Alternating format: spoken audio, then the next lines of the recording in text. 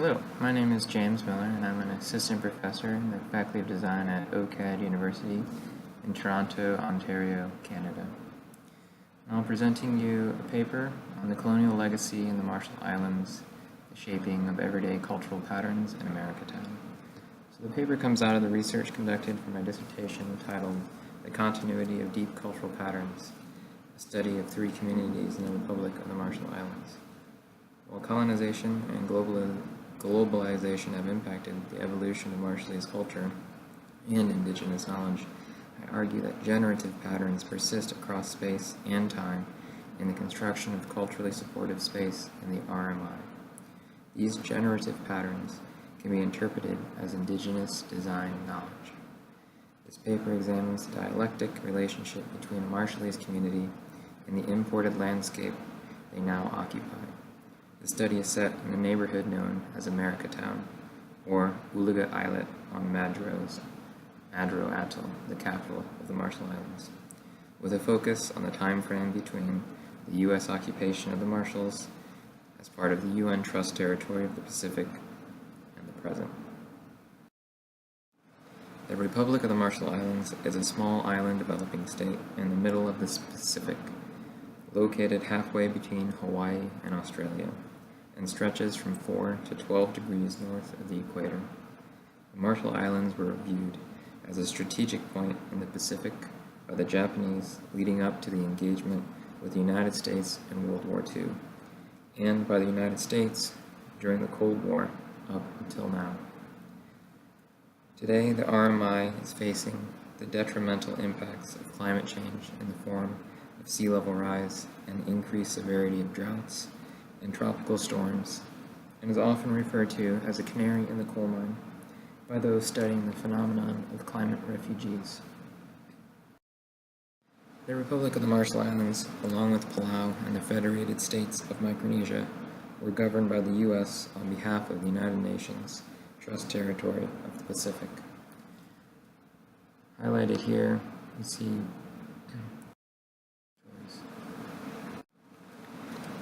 To provide a brief overview of the timeline of influence on the Marshall Islands, the RMI was first colonized by humans approximately 2,000 to 2,500 years ago. The Spanish were the first to mark the location of the atolls on a map in passing during the 16th century, but it was not until the mid-18th century that colonial powers made contact. The islands were governed by three colonial powers previous to World War II: Spain, Germany, and Japan, and were Christianized more than 100 years ago by Christian missionaries coming out of Boston. The most rapid change to the built environment of the Marshalls began with the Japanese occupation at the turn of the 20th century, followed by the U.S. occupation and the Trust Territory. To most islanders, in the 1950s and 60s, identity was rooted to their lineage and tied to their land. The greatest impact on social structures in the Marshalls began in the 60s, as independent wealth shifted the reliance on family and community for resources. In addition to the construction of the U.S. administrative base on Madro and the U.S. missile testing base on Kwajalein Atoll, the U.S. colonial legacy looms large in the Marshall Islands due to the nuclear legacy. While these three cases have had the largest and most lasting impacts on the relationship of Marshallese to their environment, post-disaster reconstruction following the 1979 typhoon and the USDA Rural Agricultural Housing Program have also carried forward the dominance of alien architectural forms on these communities.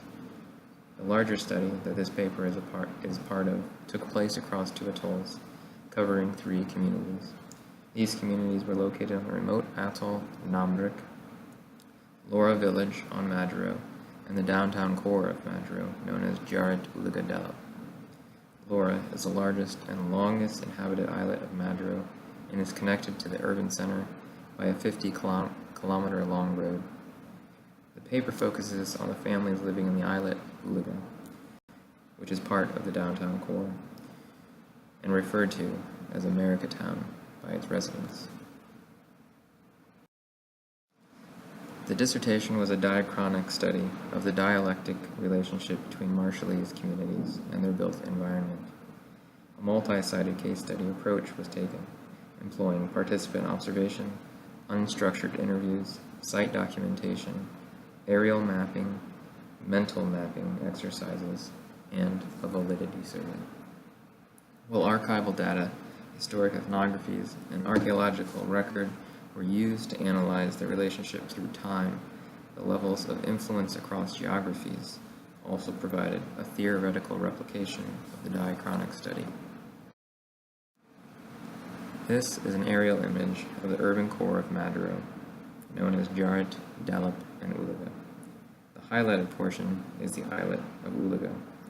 The main docks for shipping vessels are located at Dalip and Ulaga. And the larger of the islets, Dalip, which you see in the forefront, was once the airstrip during the U.S. Trust Territories. The DUD was scarcely populated by Marshallese families following the American invasion and defeat of the Japanese forces. Most lived on Laura, and some families continued to live on Jarratt Islet. However, the land holdings on Dalip and Ulaga were maintained through matrilineal inheritance. The U.S. convinced families that occupying their lands was for the good of their people and for their protection.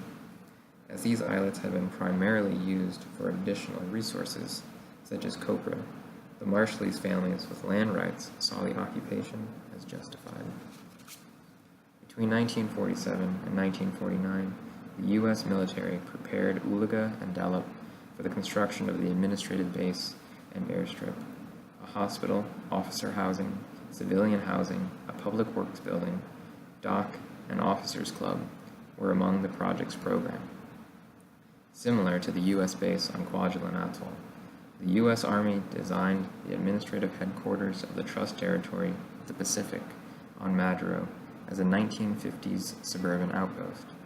The housing reflected the suburban tract housing of the era, which Laura Hirschberg argues provided a suburban refuge amid threats of Cold War nuclear insecurity. In Ulaga, like Kwajalein, the Marshallese were seen as the foreign laborer to the U.S. administration, and the domestic spaces were segregated. An area was designated for quote-unquote native housing on Ulaga, while most who worked in the DUD commuted from Laura via the 50-kilometer road connecting the two centers, or via the lagoon by boat. The Marshallese, with land rights in Dalip and Ulaga, were reframed as foreigners to their ancestral lands. To provide a glimpse of the present, the structures of the Trust Territory continue to influence the built environment in the present, though they are adapted. The focus of the research on Ulaga was La Jolla Menueto, the land parcel connecting the ocean to the lagoon, which is passed down through matrilineal inheritance. It once supported officer housing, barracks, the water tower, and tennis courts. I will begin to describe the reshaping of the U.S. Administrative Center into a re-identified Marshallese space. Between 1960 and 1970, the pace of development on Madero accelerated as funding from Washington expanded each year. Government positions on the island multiplied, affording hundreds of individuals jobs. For the first time, it was possible for workers to feed their families on their own cash earnings, without the reliance on the land or the reliance on their family and community. Thus, Marshallese knowledge systems began to evolve in reaction to the introduction of individual capital driven by government jobs. In 1977, the Marshall Islands voted in favor of separation from the remainder of the Trust Territory. In March of 1982, the Marshall Islands proclaimed itself a republic, and on May 30th, 1982, the U.S. and the RMI signed the Compact of Free Association, which, as Giff Johnson and others argue, through the mechanism of the COFA agreement, the U.S. maintains control of the RMI. Between 1977 and the mid-1980s, the rifle landowners began to reoccupy their land. While these wados held marginal value prior to the Japanese occupation, Now their value had skyrocketed due to their location in the new economic center of the RMI. Between the mid-80s and 1990s, Ulaga was rapidly developed as families began to adapt to the existing building stock and construct new housing units for extended family. This slide provides an image of America Town during the 1960s, along with a typical plan of an officer's house. The plan in particular is now the house of the Alep on Lejola Menuato. It is referred to as Isodonia. The original footprint of the officer's house is at the center of the parcel, and the adaptation by the Alep's family is evident. The buildings to the east and west of the house are used primarily for rentals, with a pool hall and shop facing the main street to the south. There is a cookhouse along the seawall to the north, in addition to a second outdoor kitchen, adjacent the indoor kitchen at the northwest corner of the house. A cookhouse is a small structure built over the fire on which food is prepared in order to protect the women preparing the food and the fire. Three important patterns emerge from the everyday practices of this family, and I argue each demonstrates an evolution of indigenous knowledge that aids cultural continuity in the urban environment. Each of these relate to deep cultural patterns, or cultural structures that have continued in the construction of culturally supportive spaces throughout the evolution of Marshallese culture.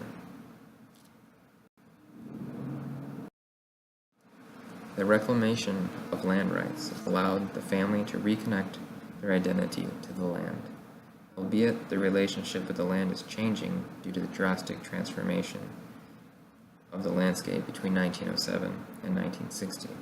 It is clear that the resource value of this family's land has shifted from one of natural resources to one of real estate value, yet the monetization of the land is distributed to the family rather than kept by one individual.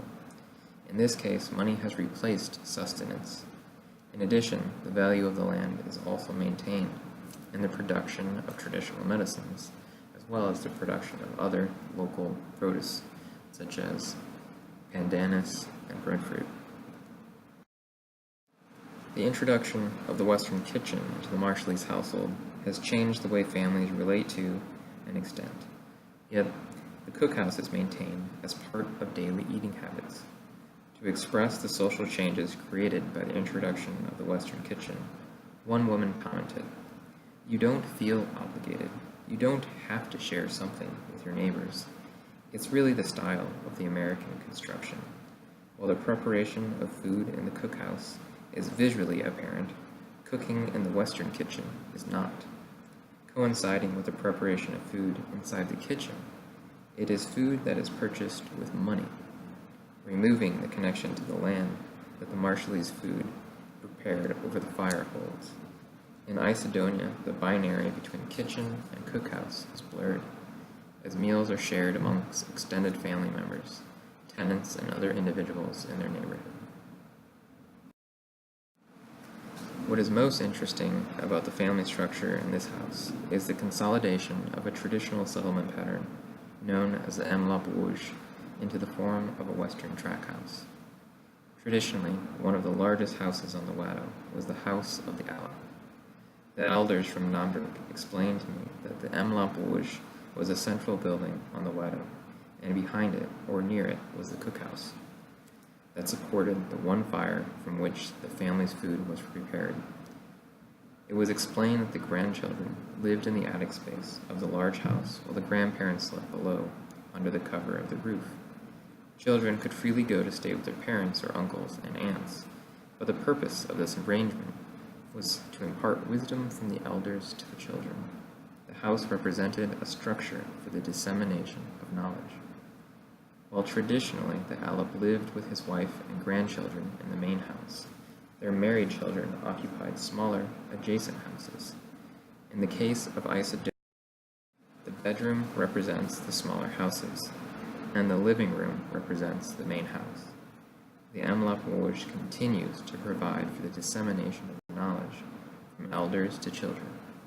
It provides a close-knit social support system for children and elders, while allowing parents to work, and it provides a direct economic benefit for families in urban areas and immigrant communities. While Isodonia represents a clearer continuation of indigenous knowledge into the urban core, this case demonstrates the ambiguity of continuity due to the nuclearization of the family and influence of individual wealth. The one-bedroom house, which is another common typology of Americatown, is currently occupied by a nuclear family consisting of a man, woman, and 2 children. The most evident adaptation is the construction of a cookhouse to the northwest corner of the parcel, along with personalization of the front facade. Little change has taken place on the interior of the house. Even though this family conforms more to the Western influences, such as the modern kitchen, television, and video games, everyday cultural practices are carried out in the use and construction of the cookhouse and the production of coconut, banana, lime, and breadfruit in the garden. The desire to use the land for resources and the presence of the cookhouse demonstrates that the family continues to hold on to important cultural practices.